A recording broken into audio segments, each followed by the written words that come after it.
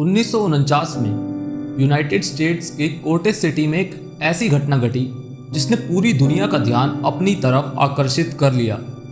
Rolando एक 14 साल का बच्चा जिसके ऊपर एक बहुत ही शक्तिशाली शैतान की आत्मा थी, उसके साथ इतना खतरनाक एक्सोर्सिज्म हुआ, भूत भगाने की प्रक्रिया हुई जिसने उन सभी लोगों का दिल दहला दिया जिसने भी इसके बारे में सुना।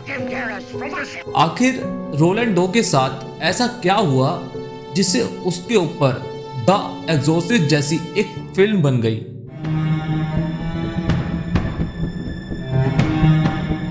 रोलैंडो का असली नाम रोलैंड एडविन हकलर था।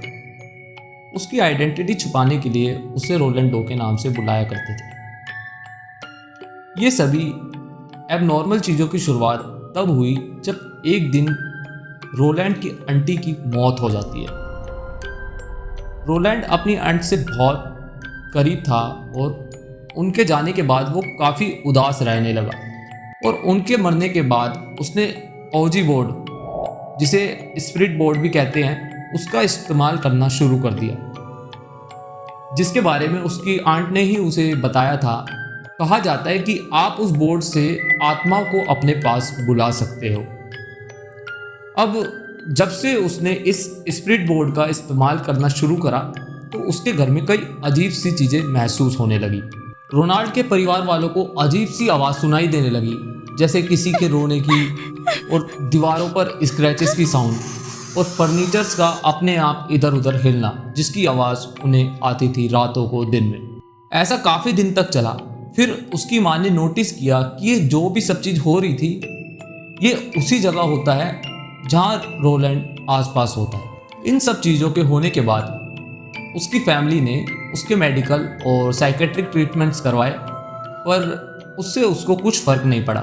डॉक्टर्स कोई भी लॉजिकल आंसर उसकी फैमिली को नहीं दे रहे थे। जिसके बाद अब रोलैंड को चर्च लेकर जाते हैं, जहाँ ये कहा जाता है कि इसके ऊपर किसी बहुत ही शक्तिशाली आत्मा ने वश कर लिया है, जिसको सिर्फ एक्सोर्सिज्म से ही निकाला जा सकता है। ये सुनने के बाद रोलैंड के परिवार वाले हैरान रह जाते हैं और वो अपने बेटे को ठीक करवाने के लिए चर्च को एक्सोर्सिज्म की परमिशन दे देते हैं। जो पहला एक्सोर्सिज्म रोलैंड के साथ हुआ उससे उसे कोई भी फर्क नहीं पड़ा। फिर बाद में juice Christ, father William S Borden और फादर वॉल्टर हेलोन ने इस एक्सोर्सिज्म को हैंडल किया, जो कि बहुत ही ज़्यादा खतरनाक था। एक्सोर्सिज्म के दौरान रोनाल्ड ने बहुत ही शक्तियाँ दिखाई जो एक 14 साल के बच्चे के लिए इम्पॉसिबल था। मतलब वो एक हाथ से काफ़ी चीज़ों को सरका दिया करता था, जो कि एक 14 साल के बच्चे के लिए एक नामुमकिन बात है। उसने अजीब भयानक सी आवाज़ों में बोलना शुरू कर दिया और मतलब 14 साल का बच्चा एक 30 से 40 साल के आदमी की आवाज़ निकाल रहा है जिसका बेस बहुत हाई है। जब फादर ने उसे कंट्रोल करने के लिए उस पर हॉली वाटर और क्रश फिक्सेस को इस्तेमाल किया तो वो उसके बाद और भी ज़्यादा एग्रेसिव हो गया और वो इन सभी रिलीजियस चीज़ों को देखकर बहुत ही ज़्यादा वायलेंटली रिएक्ट करता था। एक्सोर्सिज्म के दौरान एक बहुत ही खतरनाक चीज़ें देखी गई। उसकी बॉडी पर हेल और एविल ये लिखा हुआ पाया गया और वो किसी पेन या किसी भी ऐसी चीज़ से नहीं लिखा गया था। वो जैसे कोई चीज़ अपने शरीर में से बाहर उभर जाती है ना, ऐसे लिखा हुआ था।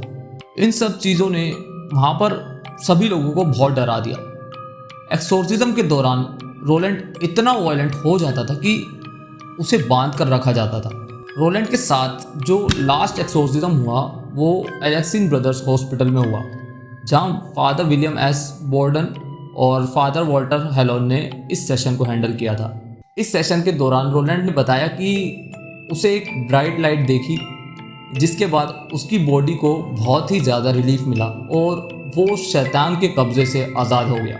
इस सेशन के बाद अब रोलैंड का बिहेवियर बहुत ही नॉर्मल हो गया था और जो घर में अजीब सी चीज़ें महसूस होती थी वो सब भी होना बंद हो गया। इस एक्सोर्सिज्म के इतने डरावने होने की वजह से इस पर एक द एग्जॉर्सिस्ट नाम से नोवेल लिखा, जिसके ऊपर बाद में हॉलीवुड की मूवी भी बनी जिसका नाम है द एग्जॉर्सिस्ट। ये केस आज भी एक डिबेट का टॉपिक है, क्योंकि ये कहानी सुपर नेचुरल बिलीव्स को दिखाती है और दूसरी तरफ ये साइंस के लिए एक चैलेंज भी है। उम्मीद है आपको ये वीडियो पसंद आई होगी, और अगर आई हो तो please like, share and subscribe करना मत भूलना। Thank you.